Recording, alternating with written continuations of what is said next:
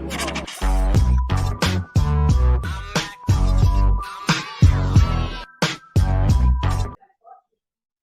up, everybody? Welcome to Call to the Bullpen. I'm David Payne with Brad Sampar and Jimmy Miller. Let's play ball. Good morning, gentlemen. Let's kick this thing off with the JRod show, sticking around in Seattle for anywhere from 10 to 18 years. A massive extension for Julio Rodriguez. I've never heard of an 18-year contract in my life.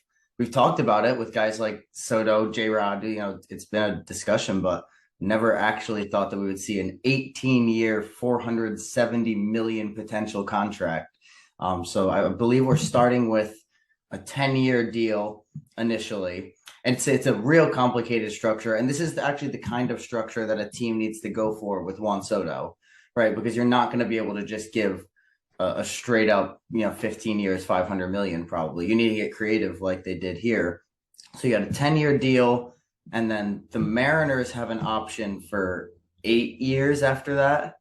And then they could take that. Or JRod has an option for like another 4 years or something where he could hit the market at age 30. Or there's so many different options. But it could total 18 years, 470 million, which blows away any contract that we've seen. Tatis got 340 over 14 for him. Mm-hmm. So we've seen a massive long-term one like that. Wander got 182 over 11.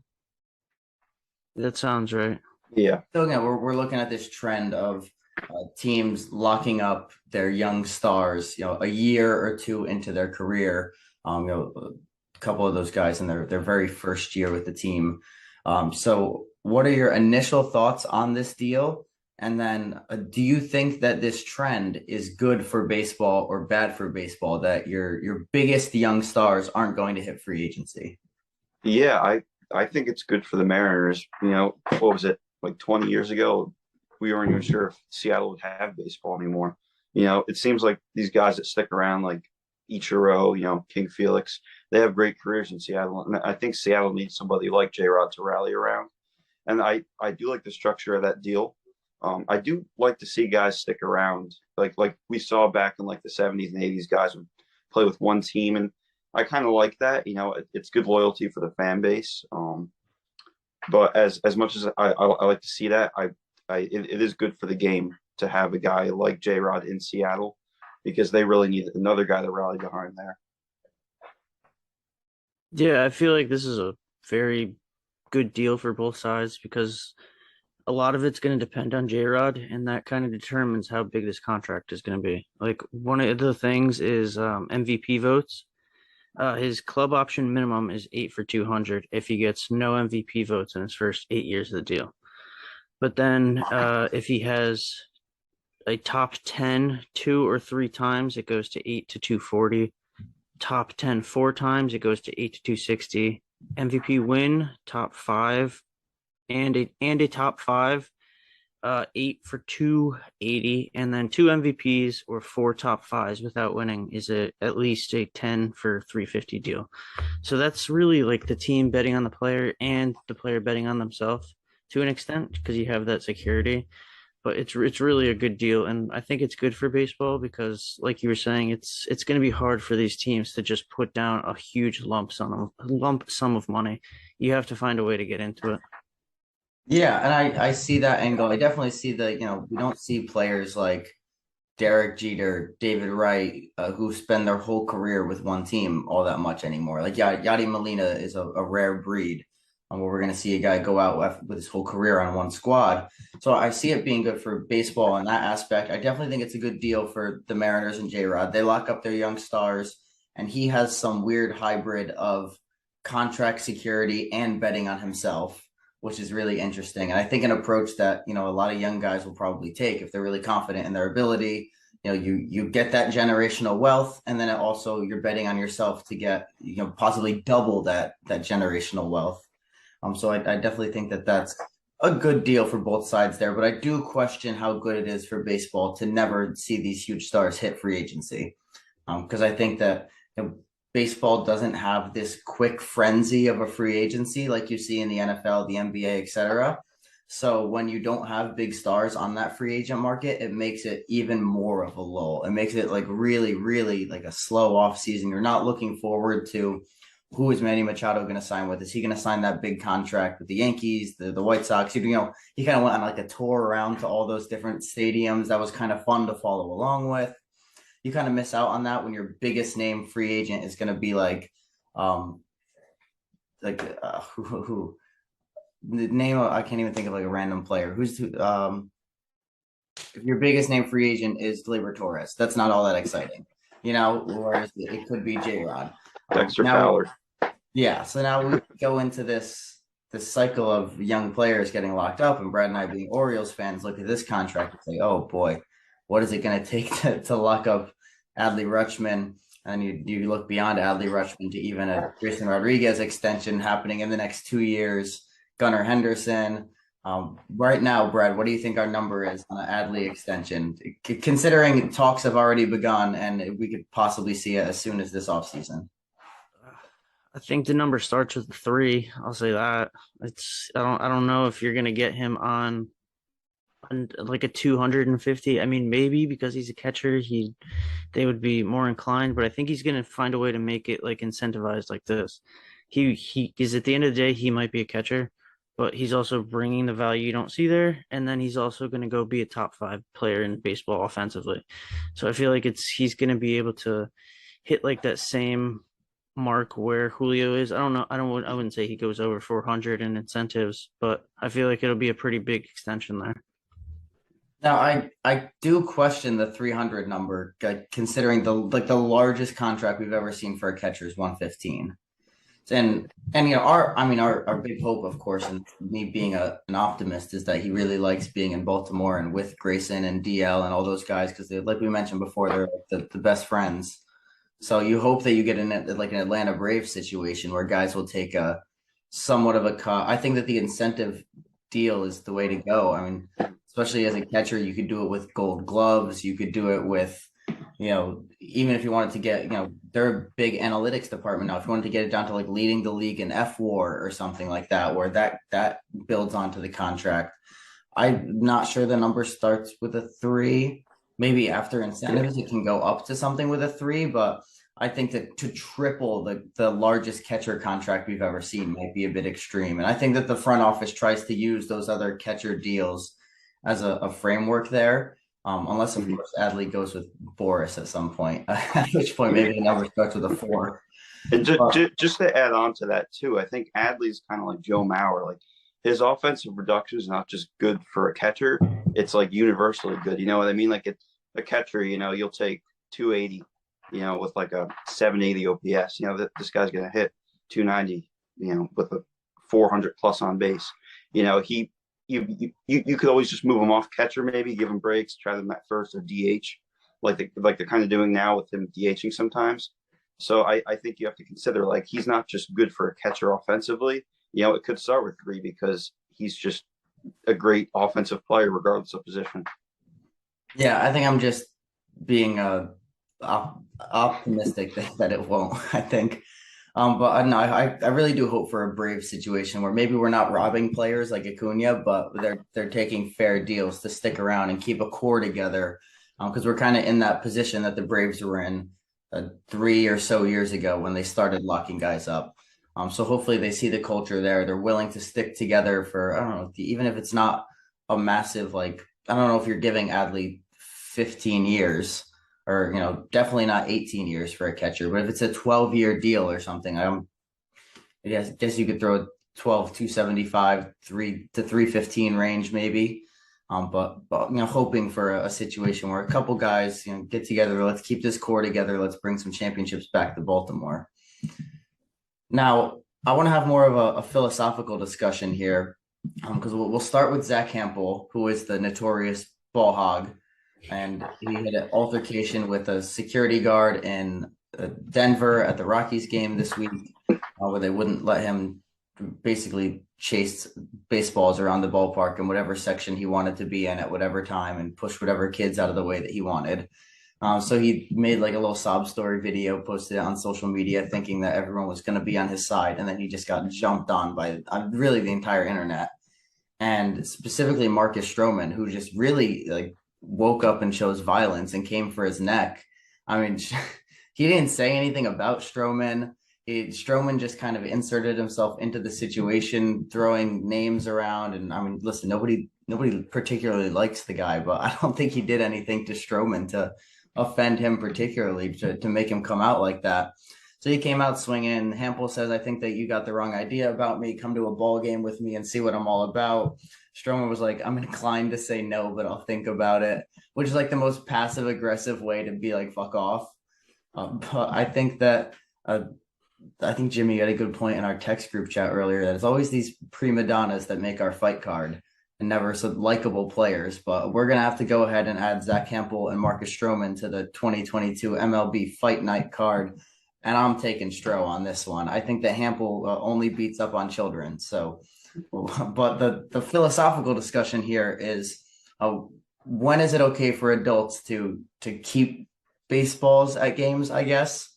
And my stance is, if a ball finds me in a sea of 25 to 35,000 people, it's my baseball. I am not going to pull a Zach Hample and dive in front of kids and sprint around the ballpark chasing balls. I'm not going to reach in front of a kid for a ball. I'm not going to go to the fence between innings and beg a player for a ball when there's, a sea of kids down there trying to get a ball. But if there's a foul ball and I'm sitting in section 228, row J, seat 9, and that's where the ball lands, that ball found me. And especially as, Brad, Jimmy, we're all like to get autographs. You know how much, better and I don't want to say more valuable, because we like to keep our autographs. We're not in the business of selling our autographs, but just how much higher quality an autograph on an MLB ball is, how expensive those can be to buy in a store. It's like 30 something bucks a ball. So to have that game used MLB ball to go get an autograph on for us is a big deal. So if a ball finds me in a sea of 30,000, it's my ball. I'm not going to go jump in front of people, but I'm also not just going to hand the ball off to a kid. I don't know when that trend started that adults have to do that. That's my take. Yeah, I mean, in defense of Hample, he's given out more memorabilia than this year, probably than Stroman has his entire career. He's just an abysmal autograph signer. Like, good luck getting his autograph if the cameras aren't on. But I don't know, like Hample, I don't have an issue when he I mean, I would never do it, but these parents pay for their kids to follow him around and get balls. Like, I don't really have a problem with that, because he knows what he's doing. Like, he's the best at what he does. Like, if you're gonna tag along with him and he's advocating, give this kid a ball, and the kid walks over the ball, that's one thing. But to just catch a ball by yourself and then just hand to a kid, to me, that's not as authentic as getting it yourself. You know what I mean? So I don't particularly like Stroman or Hample, but I do kind of side with Stroman on that for sure. Until I'm married, I'm gonna be reaching over for balls in my seat, even if it's 2 rows behind me. I'm going for it, dude. Until I'm married, and then I'll tone it down a little bit. But until then, if there's a foul ball that's in my general area, I am going for it. But with Hample, I feel like he's a guy that always seems to be in the limelight because he's always catching all these balls, and I guess it's it's good that baseball kind of has somebody like that, because I think a more general fan would even know who Zach Hample is. It's just a guy, like other sport fans, because it's just a guy who's always going around and you always see him catching crazy balls. But I mean, Hample and Stroman just always seems to find his way in the limelight in the worst situations. At the beginning of his career in Toronto, he was perfectly fine. I mean, he had that edginess to him, and then once he got out of there, he just kind of I guess paid attention too much to what people were saying. So, but I'm definitely taking Stroman in a 4-punch knockout. I'll tell you one situation in which I'm throwing elbows, I'm pushing anybody out of the way, is if someone's first career home run is coming towards me. If someone's or first a milestone hit. Yeah. If it's in my general direction, watch out, because I'm gonna we're gonna have to get added to the fight card, because I'm swinging, because I want that ball, and then I want those season tickets, I want those autographs, and I want that player on the show here. So That's that honestly, that's what I would trade a ball for. I'd be like, listen, I don't need anything fancy. Give me an autograph and come on the show with us for 15 minutes and we'll call it a day. Call it even there. So hey, maybe we get lucky and get like a Gunnar Henderson first home run ball or something. That'd be crazy. All right. Now, Jimmy, you had the opportunity to go to the Mets Old Timers Day. Steve Cohen bringing the Old Timers Day to New York. Could you tell us a little bit about what that experience was like to see all those Mets legends there? Yeah, I mean, I missed like the first half inning because it was ridiculously crowded. It was so sold out. The parking lot was full. You had to park by like the marina or whatever. But yeah, it was a good mix of like guys like Jose Reyes and Daniel Murphy that could still play. It wasn't just a bunch of like 7-year-olds just running around like aimlessly, like you see with some of the Yankees old timers did.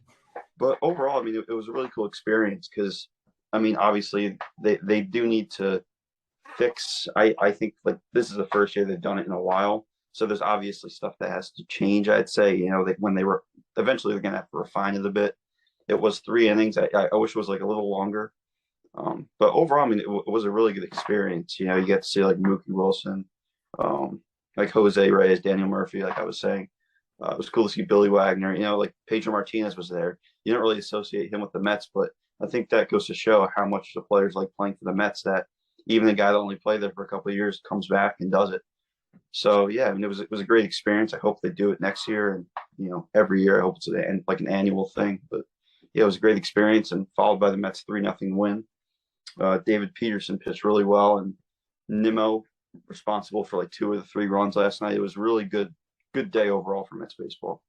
So were you there when they did the Willie Mays jersey retiring, or was that before you got there? No, I was stuck in traffic at that point, unfortunately, but it is what it is. Though I miss the old timers game to see the Mets win any day of the week. Yeah. As much as I want to see the old timers game, I'd rather see the Mets make another push to this year's playoffs. Yeah, the Mets W is much more important there. But So, do you know the story behind the Willie Mays number retirement?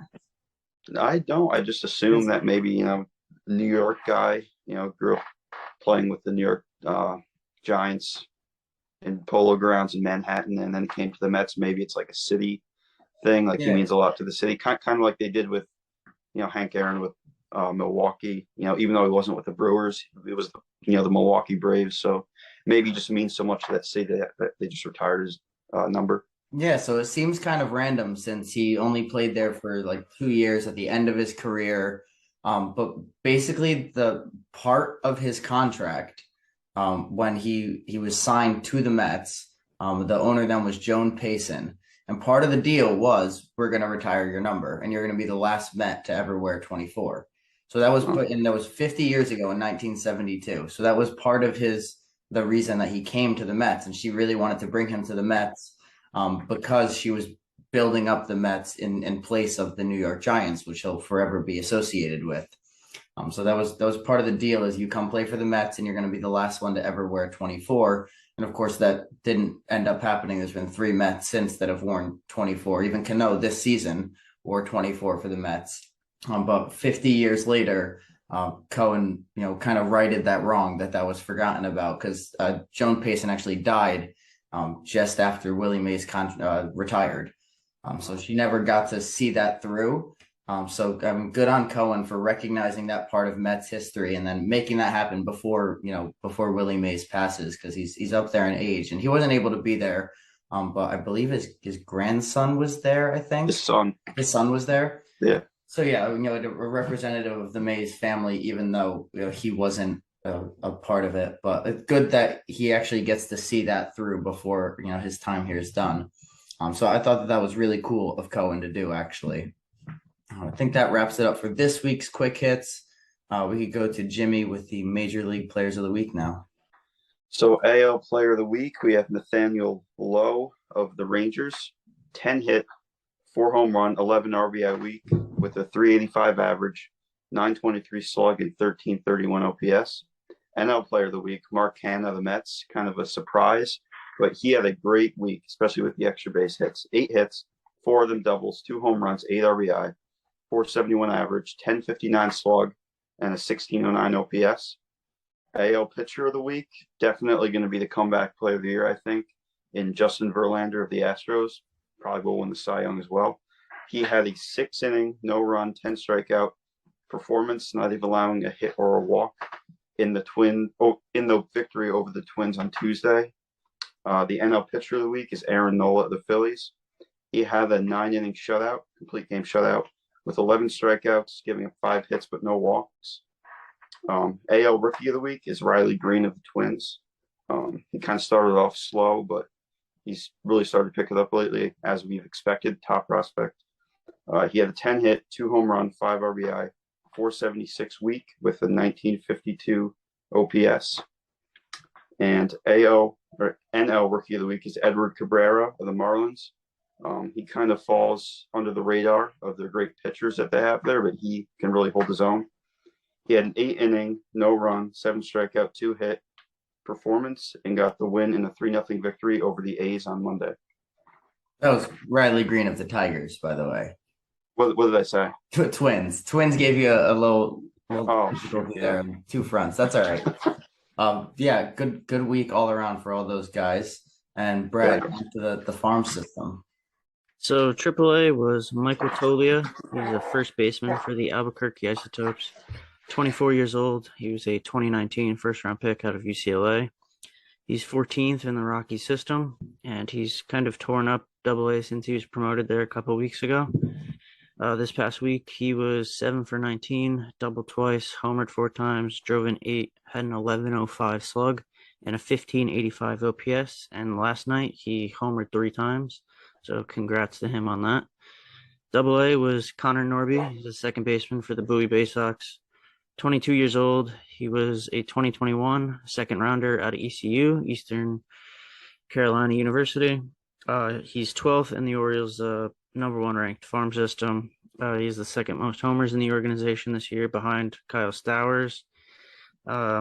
This past week, he was 8 for 16, homered 3 times, drove in 9, had an 11.25 slug, and a 15.46 OPS. High A, Richard Fitz. He's a starting pitcher for the Hudson Valley Renegades. 22 years old. He was a 2021 6th rounder out of Auburn, but he's not ranked inside the Yankees top 30. But last night, he carried a perfect game into the 8th inning, and he finished with 8 innings pitched, 2 hits allowed, an earned run, 7 strikeouts, and no walks. Low A was TJ White. He's an outfielder for the Fredericksburg Nationals. 19 years old, was a 5th rounder in 2021 out of a high school in Carolina, but he was committed to Indiana at the time. He's 20th in the national system, and this past week he just went off. He was 11 for 15, homered 3 times, drove in 9, had a 13.33 slug, and a 20.56 OPS. And you mentioned Kyle Stowers in there too, and we should mention that first career home run that he hit the other day. The White Sox throw in Adam Engel into left field as a defensive replacement, right? He goes out there as a defensive replacement. Stowers with 2 outs in the 9th inning hits a pop fly into foul territory, and Engel overruns it, looks down at the fence to make sure he's not going to hit the fence. Ball closes his glove too early. Ball hits the tips of the glove, pops out. A couple pitches later, Stowers hits his first career home run to tie the game, and then the O's ended up winning that one. Insane that a defensive replacement cost them the game, and then Stowers, make a huge moment there. He had the cool fist pump coming around second base like he's Kirk Gibson. So that was a really cool moment there. Now, who do we got for our best and worst umpires of the week? Best this week is one of the best games of the year. It'll probably finish top 5, if not top 3. It was Jeremy Riggs. He did the game Wednesday in Tampa Bay with the Angels in town. The Rays won 4-3. His overall factor for the day was .001 runs for Tampa Bay. His overall accuracy, 99%. Overall consistency, 98%. Called ball accuracy, 99%. And called strike, 98%. And he missed 2 calls. It was in the top of the 3rd and the top of the 8th innings. It was a really good game for him. And then the worst umpire was Malachi Moore. He did the game Monday in Minnesota with the Rangers in town. His overall accuracy, 86. Consistency, 92. Called ball, 95. He was only .08 runs for Texas, but when you get 66% of strike call accuracy, it's going to be pretty hard to miss calls or to miss opportunity to have teams get more of an advantage on you. Yeah, that is not a good game right there. And that best game, wow, that is really impressive there. Boy, you said .001 runs. Is that what you said? Yeah. That's about as uninfluential on the game as you could be. Yeah. So that's fantastic. That's what we love to see. That's why we do this, so that we can recognize those guys who would, otherwise, that Tampa Bay Rays game. Let's be honest, who's watching that? That go unnoticed. So really cool that we get to highlight those guys there. Now we're gonna go to Owen with the top 5 plays of the week. Hey, now. Ground ball up the middle, ranging is Kim. He spins and fires and gets him. He got him. Ha-Sung Kim. Spectacular play. Boy, he is fun to watch. Drive toward the left field line. Kwan trying to get to it and fouls ground, reaching into the crowd. Did he hang on to it? He did. He made the catch. Shot to right. Betts is back. Still going. Mookie Betts! Superman! Well, his team's playing, including his 50th win. And JT catches that one out of the air. It's a foul tip. Not a foul ball, a foul tip. Line drive to Miranda. A double play. And a triple play. A bullet off the bat. All right, now we're bringing it back for the trading floor. That's what we landed on for this little stock market / trading card pun there. First off, we should mention the 1952 Mickey Mantle card that just got $12.6 million, which is, incredible. It is a 9.5 graded, finest known example of a 52 mantle. So the huge number there is looking at just how much money these cards can fetch. So what do we got this week for a recommendation? Yeah, like I was saying with the Marlins, Edward Cabrera is a guy that I seriously consider investing in. He doesn't really get a lot now when you look at his autograph cards on eBay. He really flies under the radar when you have like Pablo Lopez, Sandy in Miami, but he's young and he's dealing this year. I think he's like 4-1 over 7 starts, like a 1.5 ERA. And I think I've highlighted a lot of Cardinals rookies like Nolan Gorman and Brendan Donovan in the Players of the Week. Those are guys that you really want to look out for as well. They are still not really reached their peak yet in value. So, yeah, I'd say like Cabrera, Gorman, and Donovan are guys you seriously want to invest in because they're young and they're only going to get better. Yeah, it was crazy. I was just going through a box of cards the other day, and it was like guys who like I hadn't really heard of, stuff like that. Find one, it's Jackson Churlio's first Bowman rookie card, like #1 prospect in baseball, or #2 prospect in baseball according to Baseball America. And one guy I have two, a position player and a pitcher. First one is Hunter Goodman. He was a high A player of the week for us about a month or so ago.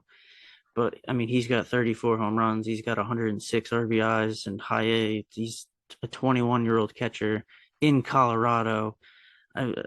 If he can even hold the power numbers like that, he put up 40 homers a year. He's going to have value, and his cards are relatively cheaper now.